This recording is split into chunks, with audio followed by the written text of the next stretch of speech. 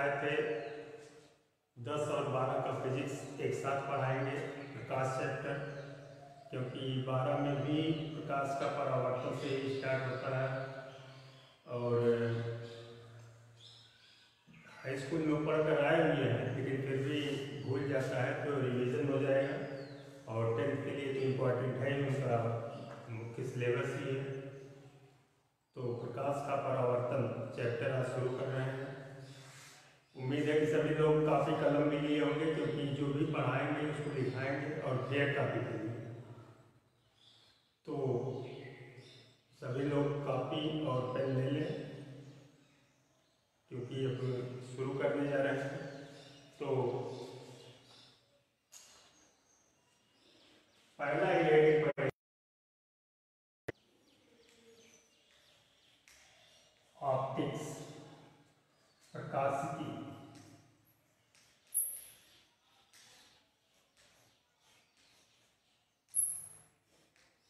प्रकाशिकी, ऑप्टिक्स, पहला हेडिंग डालिए, ऑप्टिक्स, प्रकाशिकी।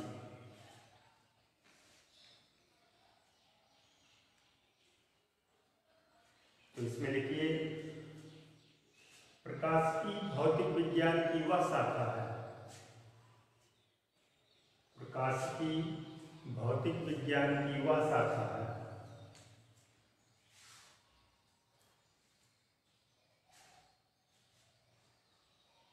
जिसके अंतर्गत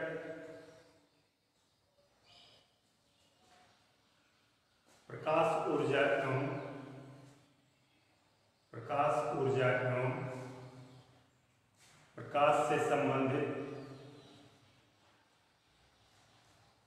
प्रकाश से संबंधित परिघटनाओं का अध्ययन किया जाता है।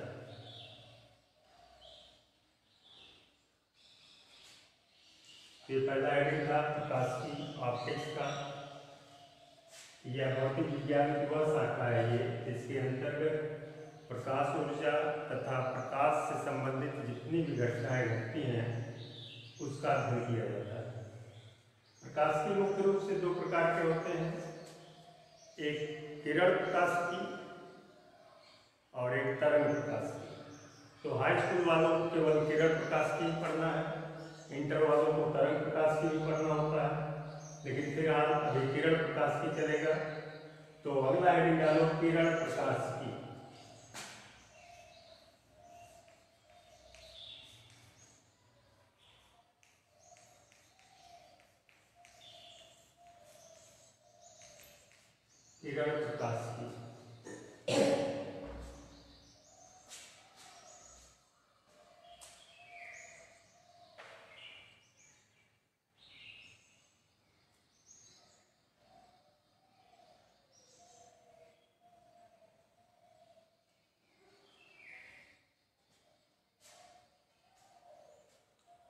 किरण प्रकाशिकी,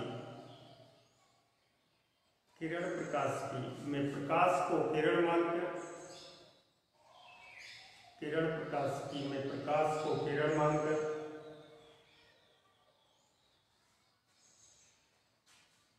ज्यामितीय विधि से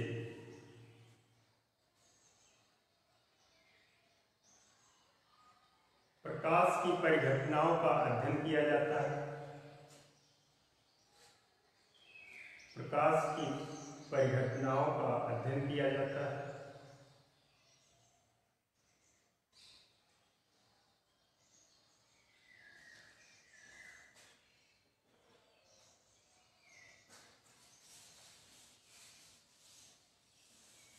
इसलिए इसे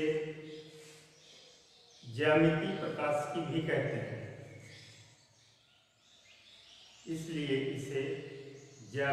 प्रकाशिकी भी कहते हैं।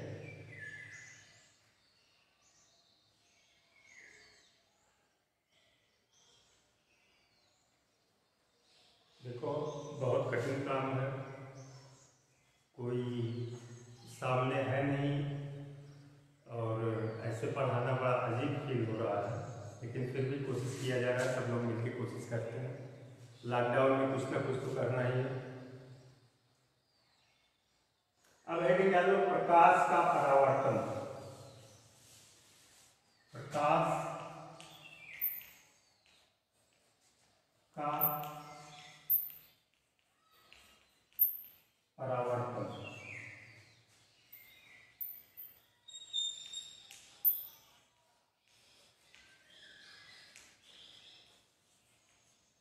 Reflection of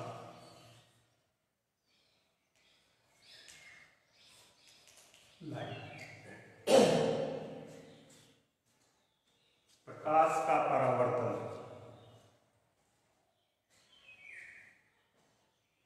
reflection of light.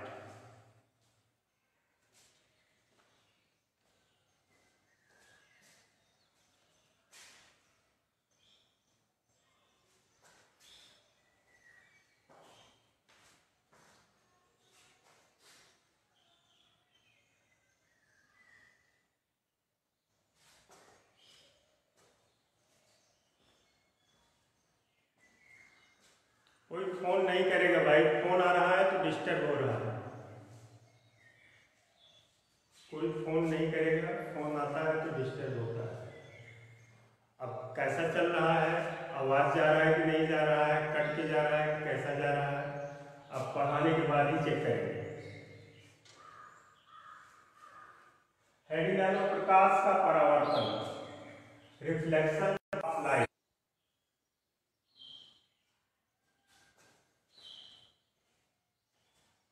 ये लोग बार बार इसी बीच फोन भी कर रहे हैं, जिससे हमको काफ़ी दिक्कत हो रहा है, क्योंकि हम अपने ही मोबाइल से चला रहे हैं। तो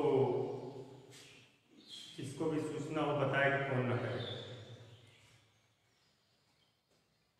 तो रिफ्लेक्शन ऑफ लाइट शुरू कर रहे हैं। इसमें लिखो, जब कोई प्रकाश किरण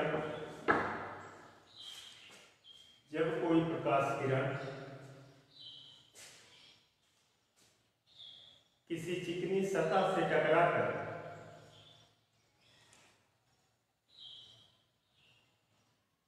वापस उसी माध्यम में लौट आता है,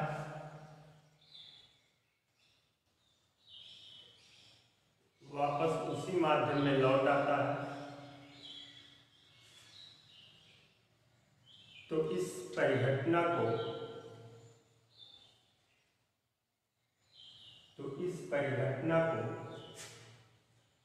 प्रकाश का परावर्तन कहते हैं।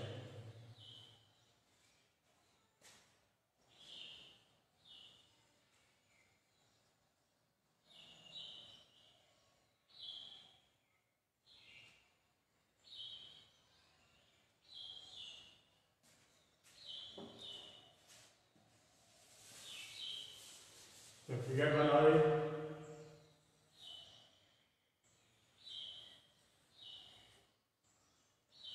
ये कोई एक सतह है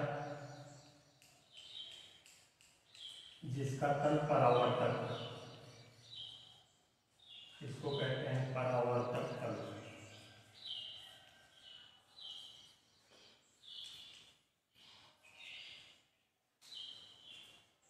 ये कोई प्रकाश किरण इस पर आपतित हुई इस दिशा में, जो किरण आती है परावर्तक तल की तरफ उसे आपतित किरण कहते हैं।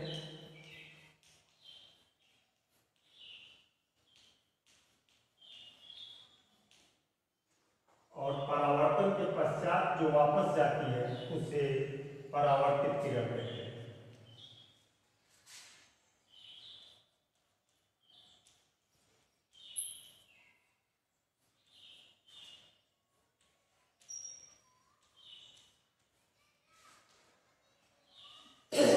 परावर्तक तल के जिस बिंदु पर टकराती है इस बिंदु को आपतन बिंदु कहते हैं।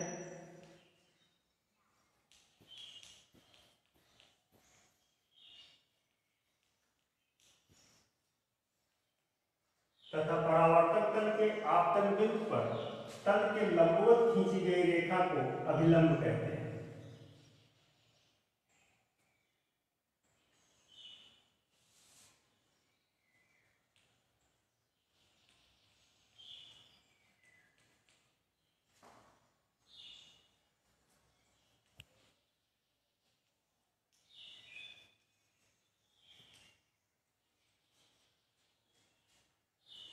इतना चीज पहले देखो, ये परावर्तक तल है, इस पर कोई प्रकाश किरण ये आपतित हुई, जो किरण आती है परावर्तक तल की तरफ उसे आपतित किरण, और परावर्तक तल से परावर्तक के पश्चात जो इधर जाती है उसे परावर्तित किरण, जिस बिंदु पर टकराती है उसे आपतन बिंदु, और आपतन बिंदु पर तल के लंबवत खींची गई रेखा को अभिलंब कहते हैं। आपतित किरण और अभिलंब के बीच के कोण को आपतन कोण, इसका सिंबल लिख दे रहे हैं आई। आपतित किरण और अभिलंब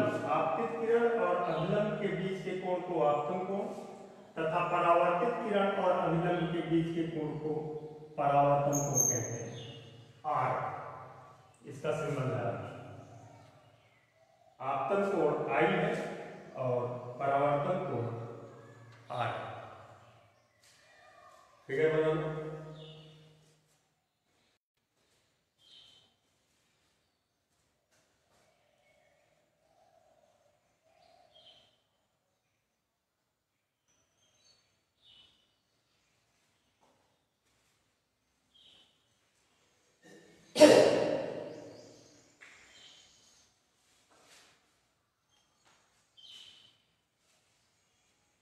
ये भी मैसेज करना पड़ेगा कि जब हम क्लास लें उस समय कोई फ़ोन ना करे, क्योंकि लैपटॉप से नहीं चल रहा है तो हम अपने फ़ोन से ही चलाते हैं और फ़ोन आता है तो डिस्टर्ब हो जाता है।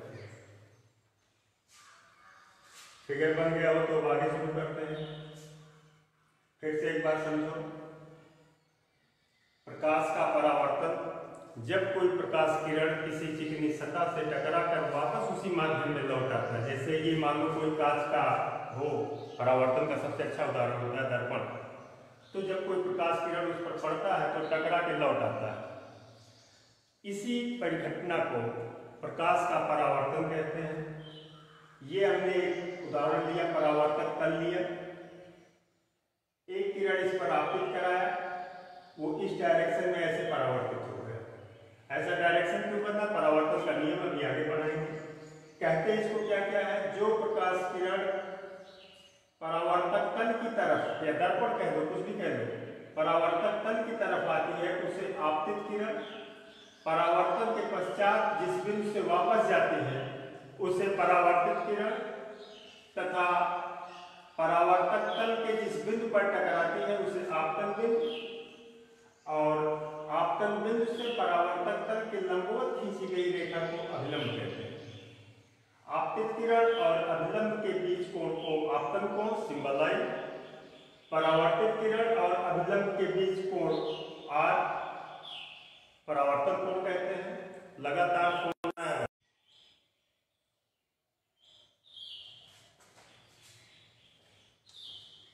हमारे पढ़ाने में सबसे ज़्यादा दिक्कत यही है कि इतना फ़ोन आता है कि यहाँ से ना तो डांट भी नहीं सकते हैं, कुछ कर भी नहीं सकते हैं।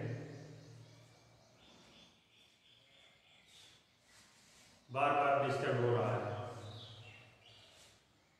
और हम यहाँ पर अकेले हैं भी, कोई साथ में भी नहीं है कि चलो मोबाइल लेके थोड़ा बहुत हेल्प हो। तो खैर चलो फिर शुरू करते हैं। हेडिंग डालो, परावर्तन के नियम।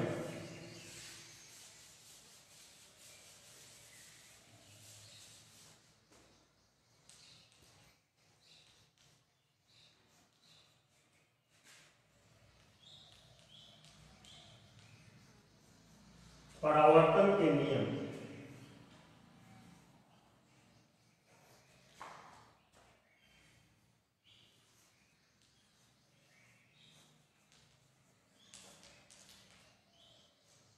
परावर्तन के नियम, लॉ ऑफ रिफ्लेक्शन।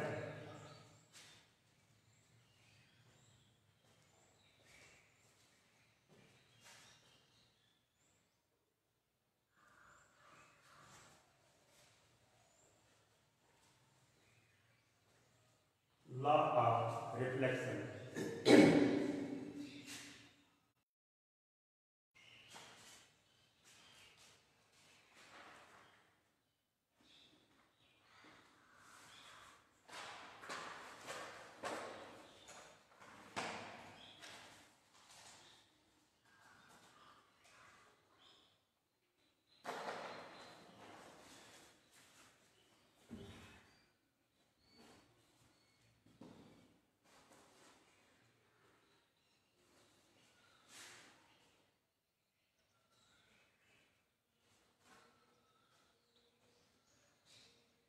परावर्तन के नियम।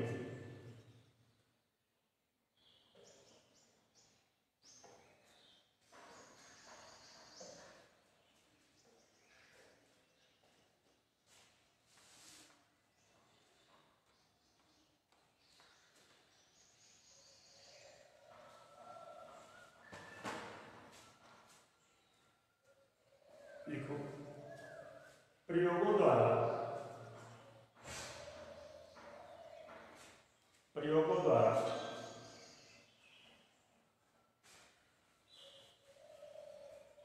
यह स्थापित किया जा चुका है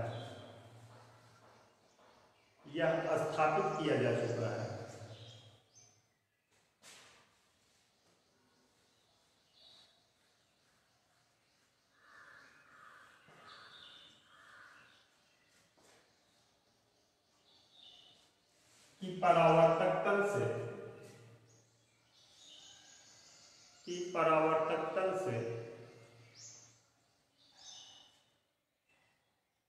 प्रकाश का परावर्तन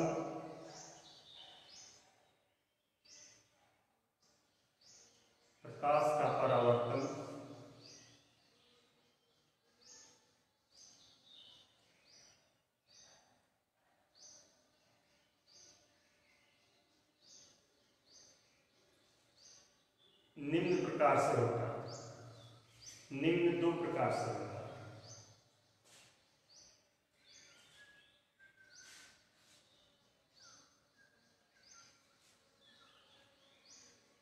पहला,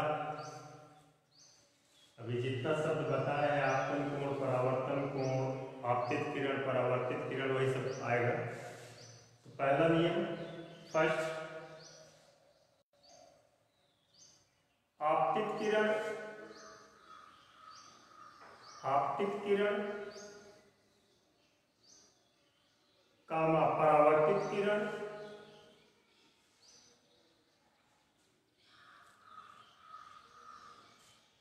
तथा पृष्ठ के आपतन बिंदु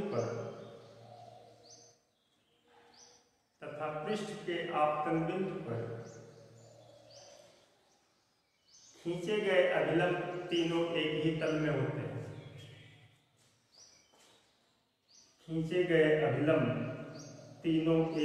में होते हैं।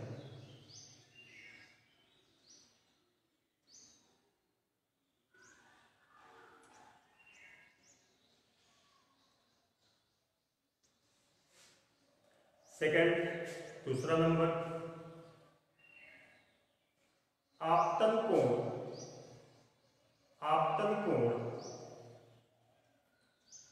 सदैव परावर्तन कोण के बराबर होता है। आपतन कोण सदैव परावर्तन कोण के बराबर होता है।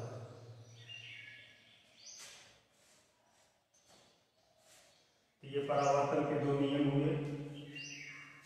आपतित किरण, परावर्तित किरण और अभिलंब तीनों एक ही तल में होते हैं। दूसरा, आपतन कोण सदैव परावर्तन कोण के बराबर होता है। आगे ब्रैकेट में लिख लो, I इक्वल टू R, कोण I इक्वल टू कोण R, कोण I इक्वल टू कोण R।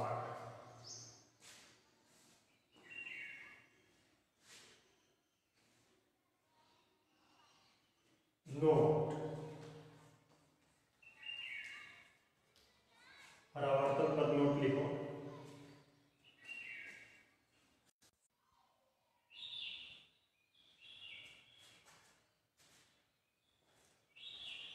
भाई बार बार फोन आ जा रहा है, डिस्टर्ब हो रहा है, इसी वजह से।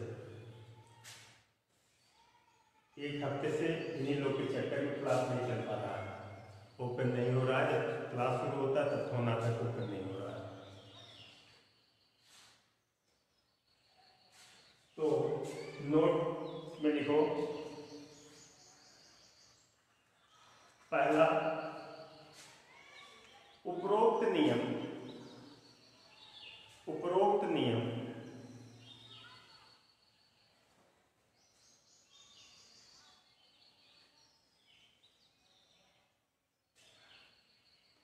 सभी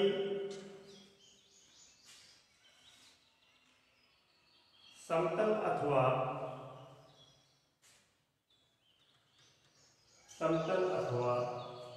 गोलीय परावर्तक तलों के लिए सत्य है।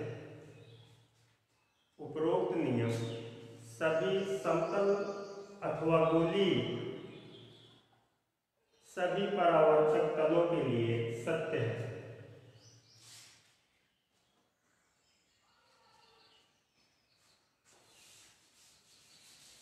सेकंड नंबर, यदि I बराबर 0, तो अभी तुम लोग को बताया कि आपतन कोण सदैव परावर्तन कोण के बराबर होता है। इसका मतलब अगर I 0 है तो R भी 0 होगा। यदि I बराबर 0 तब R बराबर 0, I बराबर 0 तो R बराबर 0। इसका मतलब ये हुआ कि ऐसे परावर्तक तल था, ये अभिलंब है, I कब 0 होगा? जब अभिलंब और आपतित किरण के बीच कोण I है। इसका मतलब कि ये कोण 0 करना है तो आपतित किरण वो अभिलंब की दिशा में ही जाना है, तभी ये कोण 0 हुआ। अब अगर इस दिशा में तल के लंबवत किरण को डालते हैं तो R बराबर भी 0 होना चाहिए। इसका मतलब वो वापस उसी मार्ग से लौट आता है, इसी मार्ग से जाएगा और इसी मार्ग से वापस लौट आता है। ये होता है परावर्तन में कि जब कोई प्रकाश किरण तल के लंबवत आपतित होता है तो वो वापस उसी मार्ग से लौट आता है। तो इसमें लिखो सेकंड नंबर में, यदि I बराबर 0 तब R बराबर 0, अर्थात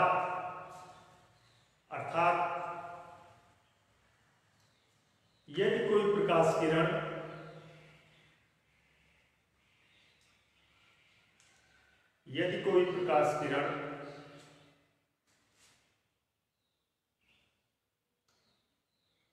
तल पर लंबवत आपतित होता है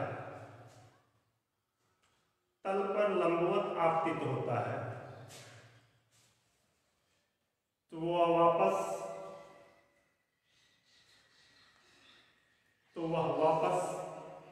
उसी मार्ग से लौट जाता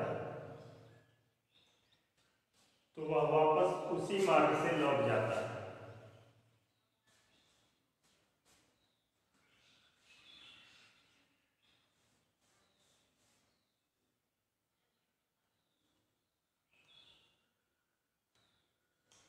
थर्ड नंबर,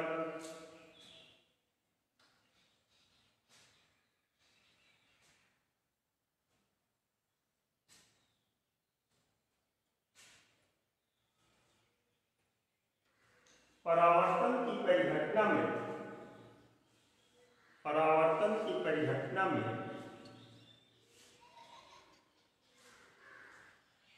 आपतित किरण के प्रकाश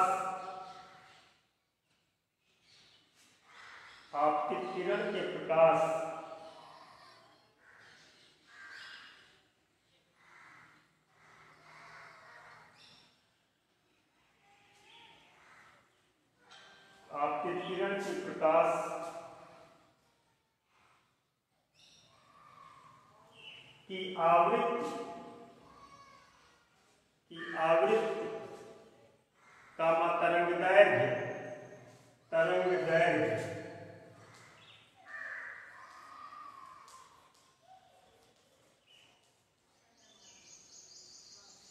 तथा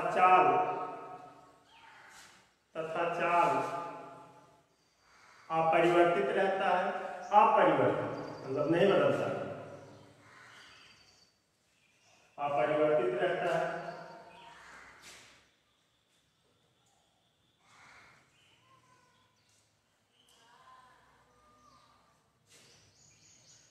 किंतु तीव्रता तथा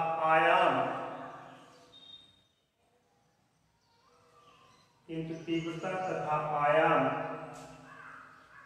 परस्पर घट जाते हैं।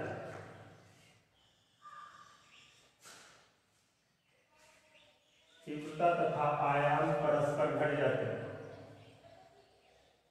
और किस रेशियो में घटता है? देख लो ब्रैकेट में, आई समानुपाती ए स्क्वायर।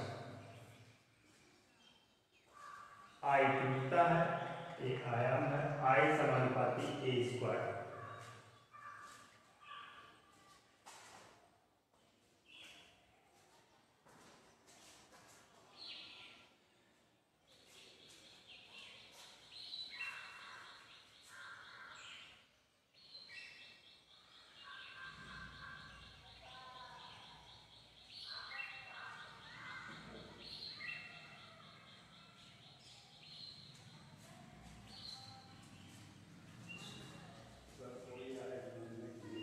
बता दे बाद में, आधा घंटा बाद।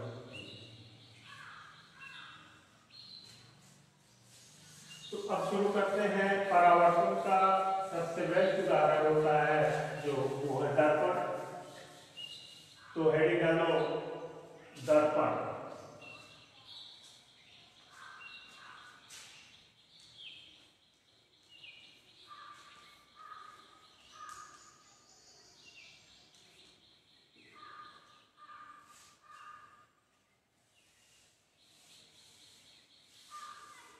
दर्पण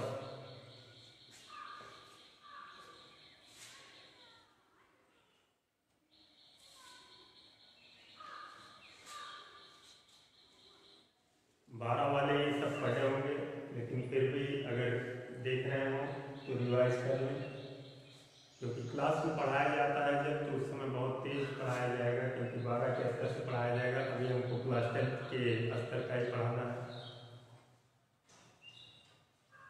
तो दर्पण लिखो। दर्पण कांच का एक टुकड़ा होता है।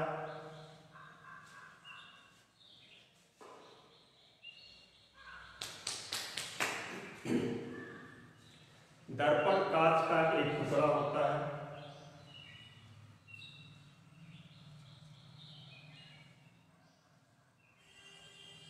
जिसके एक तल पर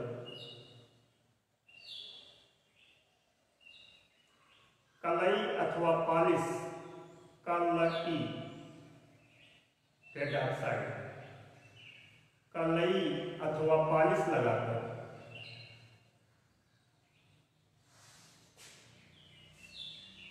दूसरे तल को परावर्तक बना दिया जाता है।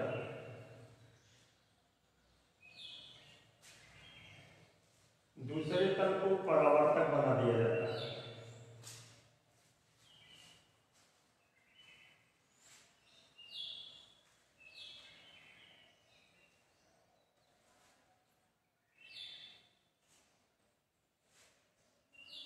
दूसरे तल को परावर्तक बना दिया जाता है। नए लाइन से दर्पण मुख्य रूप से दो प्रकार के होते हैं। दर्पण मुख्य रूप से दो प्रकार के होते हैं।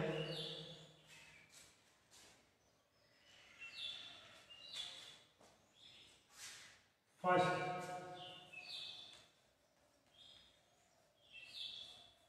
समतल दर्पण। समतल दर्पण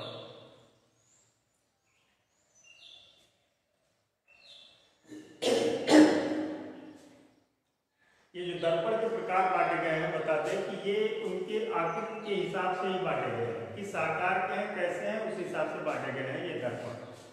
तो पहला है समतल दर्पण, जो घरों में प्रयोग किया जाता है। उसका प्रकाशित तल कैसा है, इसी आधार पर उसका नाम समतल दर्पण पड़ा, उसी पर सबका नाम पड़ा हुआ है, क्योंकि उसका प्रकाशित तल समतल होता है। प्रकाशित तल मतलब परावर्तक तल, उसका परावर्तक तल समतल होता है, इस वजह से समतल दर्पण होता है। इसमें लिखो ऐसा दर्पण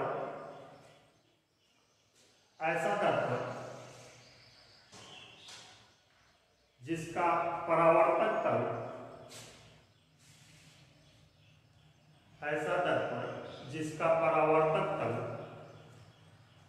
समतल होता है,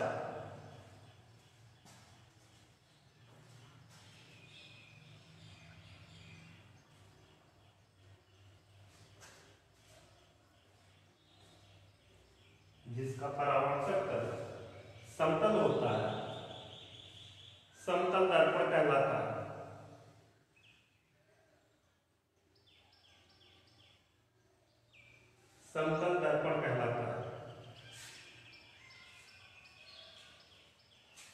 प्लेन मिरर।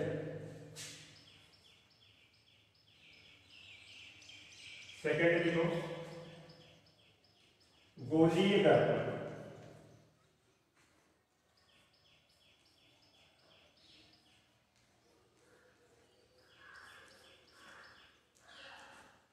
गोलीय दर्पण, स्फेरिकल मिरर। गोलीय दर्पण,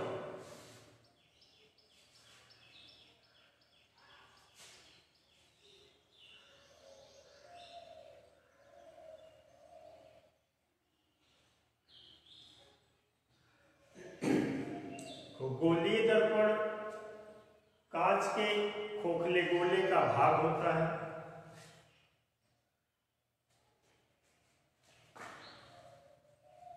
गोलीय दर्पण कांच के खोखले गोले का भाग होता है।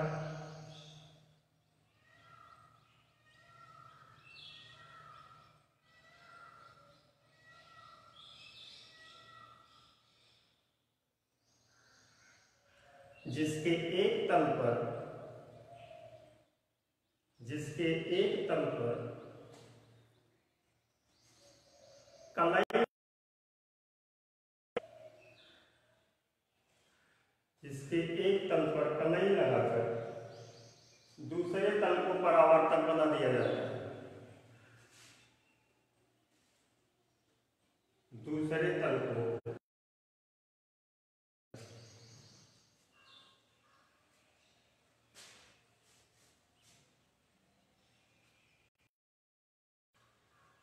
नए लाइन से, गोलीय दर्पण दो प्रकार के होते हैं।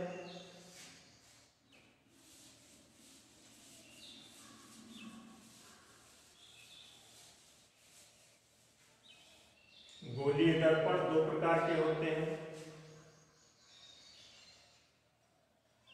पहला है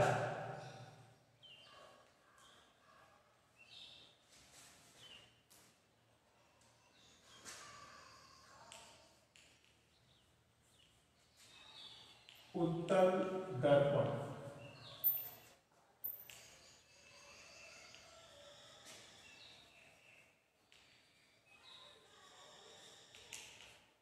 उत्तल दर्पण,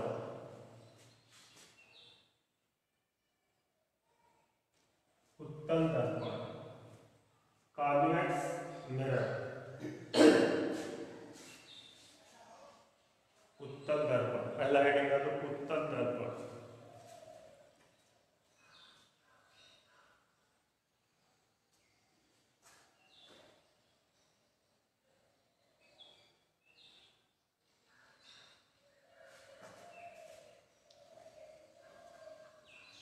बार बार बताए तुम लोग को कि फोन की वजह से काफ़ी डिस्टर्ब होता है।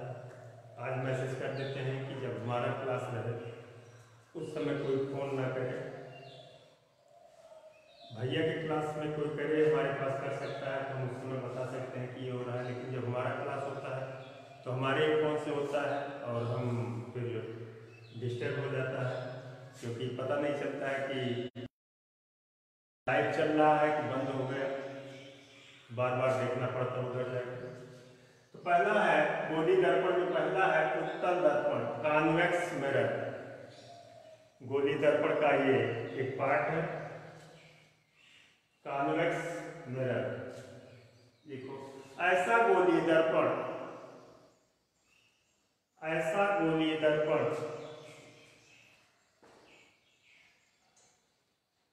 जिसका परावर्तक तल उभरा हुआ होता है, जिसका परावर्तक तल उभरा हुआ होता है,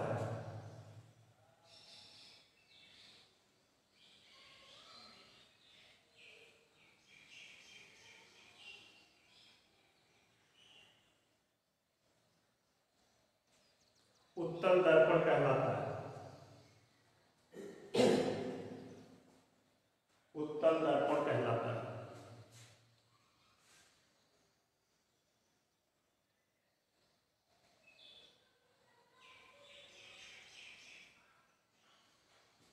इस तरह से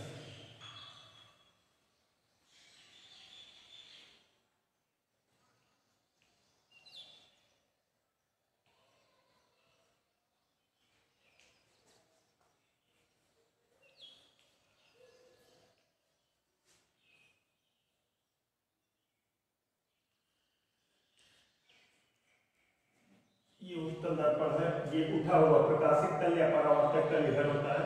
हमेशा प्रकाश में ध्यान देना होगा कि परावर्तक तल को हमेशा बाएं तरफ ही रखते हैं, क्योंकि वस्तु को हमेशा बाएं तरफ रखा जाता है। विशेष परिस्थिति में दाहिनी तरफ होता है तो कंडीशन बताया जाएगा उसमें क्या होता है। तो परावर्तक तल हमेशा इधर, कलई जो लगाएंगे इस साइड में लगाएंगे दर्पण कोई भी। तो ये उत्तल दर्पण, इसी समय यही पर अवतल दर्पण का भी बना दो।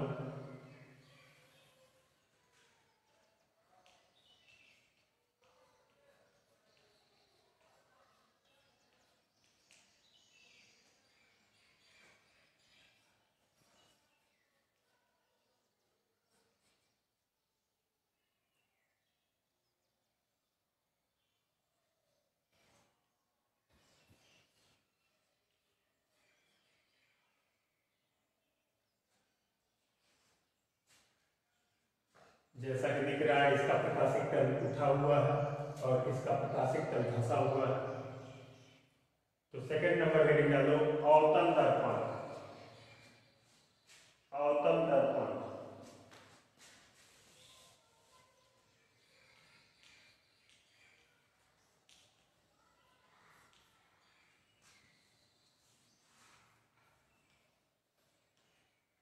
अवतल दर्पण, कॉनकेव मिरर,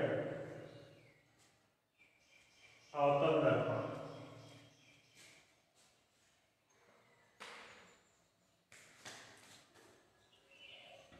कॉनकेव मिरर।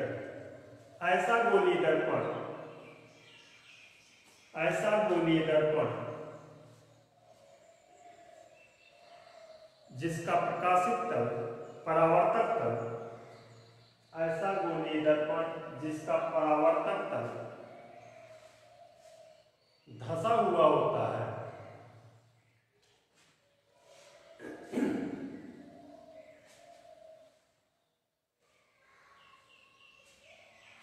धंसा हुआ होता है, अवतल दर्पण कहलाता है।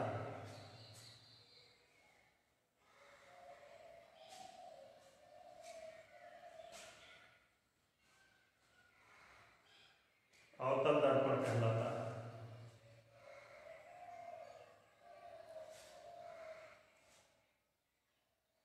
तो ये दो प्रकार के दर्पण हुए जिसके बारे में आगे पढ़ना है, उत्तल दर्पण और अवतल दर्पण। अब इस दर्पण से संबंधित, गोलीय दर्पण से संबंधित कुछ परिभाषाएं होती हैं। तो हेडिंग डाल दो गोलीय दर्पण संबंधित परिभाषाएं या गोलीय दर्पण संबंधित पद, कुछ भी लिखिए।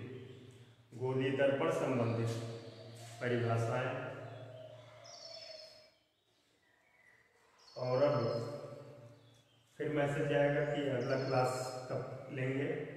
सेकंड मीटिंग 3 से 4 11th का रहेगा, 4 से 5 12th का रहेगा, 5 से 6 हो सकता 9th का पढ़ा है। तो सेकेंड मीटिंग एक क्लास चलेगा, फिर मैसेज आएगा कि किस क्लास का कितने बजे से है।